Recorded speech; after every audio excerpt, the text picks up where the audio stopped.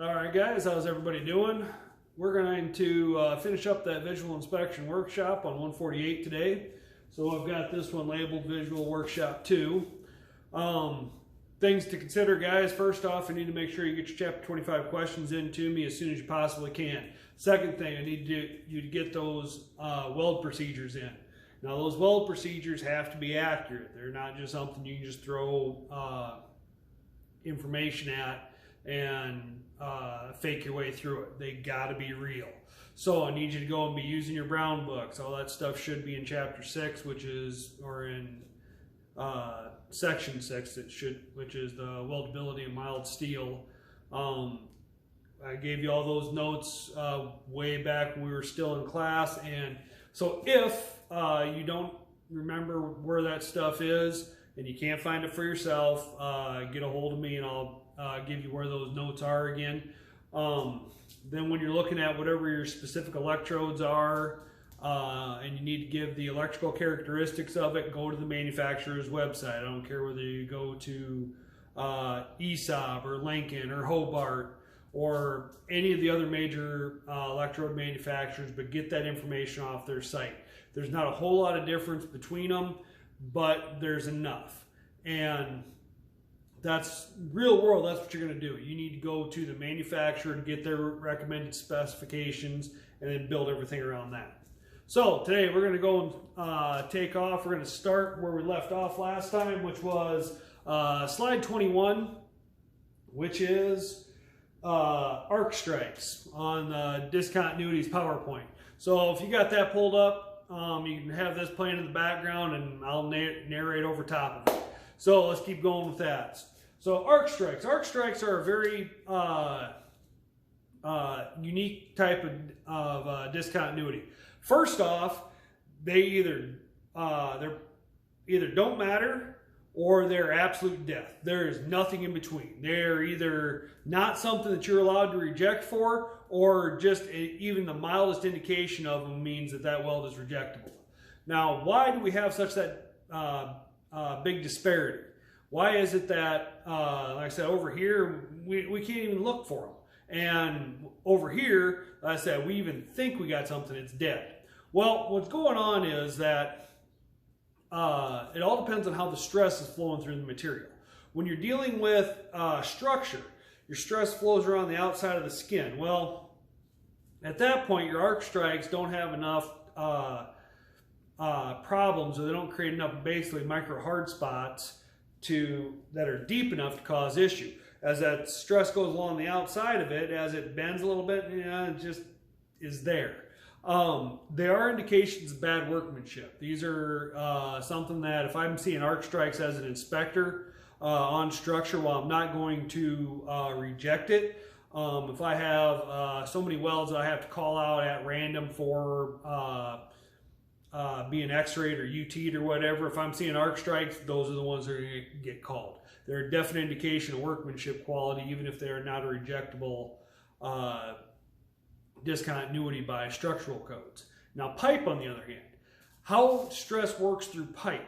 Remember that pipe breeze, where our stress is now, instead of going through the outside of the skin and stuff's bending, it's running through the inside here. And your pipe, as that pressure goes and builds or release, that pipe will breathe. It's got to stretch just a little bit and then it collapses. Stretches a little bit and collapses.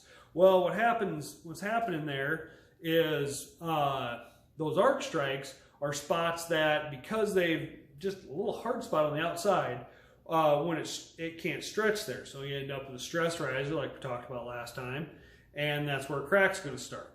So anytime we're dealing with pressure piping, arc strikes are going to be absolute death. You cannot have arc strikes on any sort of pressure piping.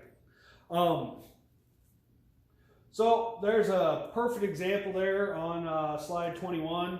Slide 22 here, this is somebody who looks like they were trying to strike or clean or shape a tungsten. Just absolute indication there's something bad there. I'm willing to bet there are tungsten inclusions in that one as well. Moving on to check slide 23. Overlap, guys. There is not a single code out there that I've ever found that overlap is being allowed. What is overlap? Well, as you can see here in this picture, it's a spot where the weld just rolls over top of your base metal without actually fusing to it. This is an absolute stress riser. This is where cracks will start. And this one's a little bit more dangerous because the crack will run under the bead and you won't see it till you have absolute failure. There is not any indication of overlap is rejectable, and I have not found any code that says, yeah, you can have a little bit. It is all or nothing. Absolutely all or nothing. Most of the time this is caused by a few things. One, cold welds. Cold welds will always cause overlap. Another one that'll get you though is too slow a travel speed, where you're trying to pile too much weld in and it's just rolling over top of each other instead of having time to fuse with the base metal. Another one is poor technique. When you're dealing especially with MIG, MIG is a low penetrating process to begin with. And if instead of keeping your wire at the very front of the puddle, you get down into the back or to the middle, now you're adding your filler metal to the bead and it's not having a chance to penetrate into the base metal. That'll cause overlap all day long. That's actually something you guys have all seen before, especially if you're running bead real nice. We go to bend something and it just pops. It's almost always because you're getting back into your weld pool. You're not staying at the very front edge of the molten pool. Ooh, this one here on slide 25. This one's nasty, and you guys have all seen this. This is that, and you've seen stuff like this everywhere. Now, one thing, when you get done with this section, you're going to start looking at welds out in the real world. Welcome to the disease. It happens. Once you start, it is almost impossible to stop. And you're going to look at some stuff and go, how the hell do these guys get paid for doing that? It's going to happen. So, yeah, this one here on slide 25, this one's horrid. This is absolutely a way too cold a weld. Pretty simple with that. Okay, next, moving on to our next category of discontinuity is going to be undercut. Undercut is what happens when you have a weld that the base metal is melted and there's a depression in there. If we're dealing with V-grooves, it's going to be right, or anything, it's going to be in the toes. On a groove weld, it's going to be, it can be up in the toes where the weld actually flows into the base metal. On a fillet weld, it's going to be at the top and bottom.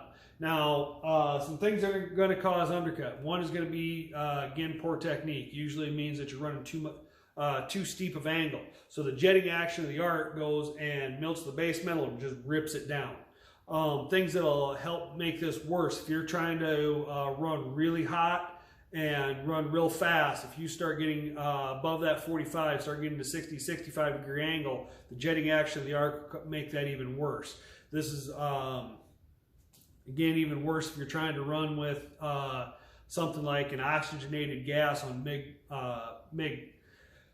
That oxygenated gas makes everything much, much hotter, makes everything melt, but it definitely makes that if you are out of position or you have your work angle wrong, it will definitely make undercutting tremendously worse. If you're welding with stick welding, especially if you're doing something that's relatively big, improper technique, not holding in the toes long enough, if you're doing a weave, too much angle, getting up off the base metal, all that can cause undercut. Doesn't matter really what caused it, we just need to fix it. Now, if it's inner bead undercut, you want to make sure that that's cleaned out, because what will happen is when you go to run your next bead in there, either it won't fuse, you'll get a void, or you'll trap slag inside there. If it's on the face, you're allowed a little bit. It all depends what type of stress that joint is under. If it's transverse stress or static stresses, usually you're allowed up to a 1/16, I believe, for a given amount of weld. But if it's under cyclic load and it's, I believe, transverse, I'll have to look that up quick. Don't remember that right off the top of my head. But there's, if it's under cyclic load and it's something that is a critical structure, then you're down to literally 1/100 of an inch. If you can go and catch a fingernail on it, it's too deep. So depending on the type of load that we're talking about, this could be something that's really, really a big deal, or something that, yeah, it happens. It's an indication of bad workmanship, but not necessarily a huge deal as long as you don't go too deep. Other examples, looking here, we're up to slide 27. Same thing. Slide 28 here, this is a perfect example. This is a robot using an oxygenated gas, where the robot itself was set with the work angle being too high. That bead in there is just nice, perfect, laser smooth, but you can just see all that massive undercut above it. This is a perfect example of too steep a work angle and oxygenated gas. Cracks. Once crack starts, cracks are going to continue to go. There is not a single code out there that allows for any sort of crack in any way, shape, form, size, location, whatever. There are a whole bunch of different ways that we can classify a crack, depending on where it is, the direction of travel, blah, blah, blah, blah, blah.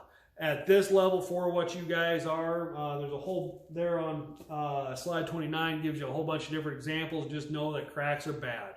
Doesn't matter how big they are, how little they are, where they are bad. So, slide 30, got a bunch of different ones again. They can be subtle. This one right here on slide 31, this is caused by, I'm willing to bet, just by the way that is, that we have an improper filler metal, because this looks kind of like stainless going into black, but looks like it was cooled down too quick and split right down the middle. Nice, perfect indication of a crack, but it, as I said, any indication of a crack, gone. Crater cracks, especially in aluminum. This is going to be something that's going to be really, really important. Aluminum is 3 times more thermally reactive than steel, meaning that it expands and shrinks 3 to 5 times more. It should, yeah, 3 to 5 times, not just 3 times. But anyways, what that means is when that, especially when it contracts, it goes and the forces caused by that contraction also are multiplied. So if you don't fill up your crater to the full width of the crater and you end up with that dish, you'll have cracks that will start around the outside. Once those cracks start, they will continue to propagate. Aluminum, more than anything else, wants to crack. And you have to fill your crater in on aluminum, or this will happen, and once that starts, it'll just keep going. Corner cracks. Corners are natural stress risers anyways. Here on slide 33, you never want to terminate a weld in a corner, because the termination of your weld is always going to be one of your weakest spots to begin with, and that's where stresses pile up. So you want to make sure that when you're wrapping a corner or doing anything, that you can get at least an inch away from your from any sort of corner joint when you terminate your weld. More examples of cracks. Weld split right in half. You guys have all had that happen. It'll happen again. Underfill. Underfill just means we did not fill up the weld to the full profile of the joint. Sounds pretty self-explanatory, but you'd be surprised how often this comes up. The weld has to be filled up all the way. There's no provision for underfill in any code that I've run into at this point. So what that means is that if you don't fill the weld all the way up, it's no good. Just plain and simple. But this is, for some reason, is the single biggest reason I have to reject welds, especially vertical ups. What happens when guys are taking that 3G weld test, we have the plate here in position, well, they'll come up and they'll get that far from the top and just stop. Why? And that's even something I go and I hammer on. I said, specifically call out, don't do this. And, well, people still do. What do you do? So, make sure that when you're welding that you get this. Now, underfill, difference from undercut is, in undercut, the base metal is melted. In an underfill situation, if I have weld coming up to a base metal, I can find that base metal and it is not melted, that is underfill, and that is an automatic fail. Every single time. More examples of underfill. This one here is slide 36 is a micro etch. This is a 1 inch welded from both sides. Really done well because you can really see the weld itself in the heat affected zone, the secondary heat affected zone. But as you can very clearly see, they did not fill the weld up to the full profile of the base metal. More examples of underfill on 37. Now, this looks like on 37 that they either the joint opened up on them, they were maintaining the same travel speed, or they got towards the end and just took off for the races. It happens, but that's an automatic fail. Base metal discontinuities. These are the last things we're going to talk about today is our 3 big base metal discontinuities. Now these are failures of the base metal, not failures of the weld. These can be repaired, but if you find them, it's something that needs to be called out. The thing to make sure is that this is definitely not the fault of the welder. So what we have here is laminations, delaminations, and laminar tears.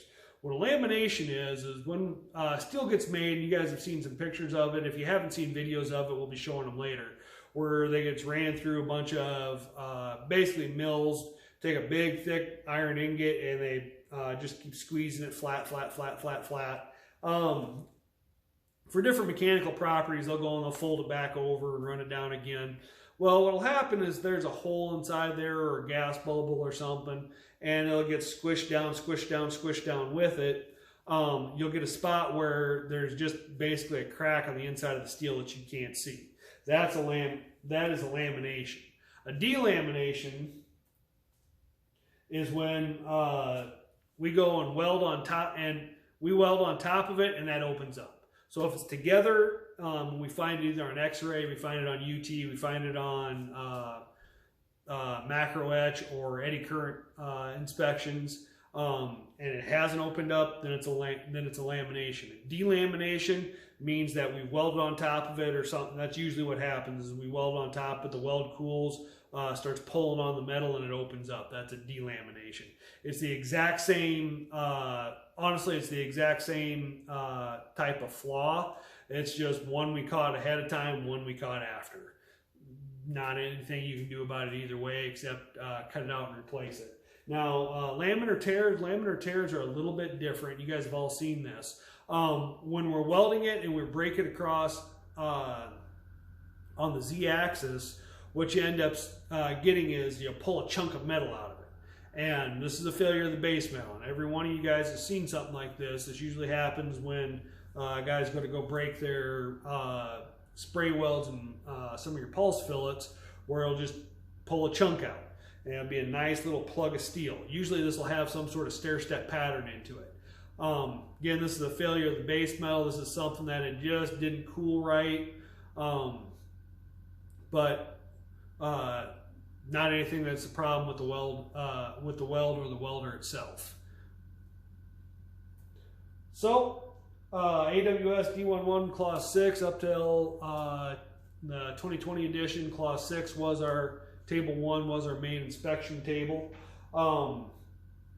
We don't need to worry about that for right now. We'll get into some of that later. But you guys have all seen us open up the D11 and say this is why it's being failed. We'll go down and point to it exactly. If you're going to fail a weld, or especially if we're going to fail a weld, we'll put our finger on it in black and white. It's not just me saying that, yeah, I don't like how that weld looks. I'm able to point out that, no, this is what the code says and this is what we're doing. So some different visual inspection tools. We'll talk about this stuff later, but right now I'm going to stop right here, and then we're going to go back on to chapter 25. I'll finish that up next time. And but if you've gotten your weld procedure in and you've gotten your chapter 25 questions in, and you don't want to wait for me to go through this, you can request to have that test done or released to you. Now, if you want to wait a little bit, great. Let me get this last segment up. Otherwise, you got to have your weld procedure done, and it's got to be done right. You can't just throw something in there. And your chapter 25 questions done. Get both of those done. I will release the chapter 25 test out to you. So if you got any questions, comments, gripes, complaints, anything for the good of the cause, please give me an email, send me a message, and hopefully we get up through this as best we can. Guys, have a great day.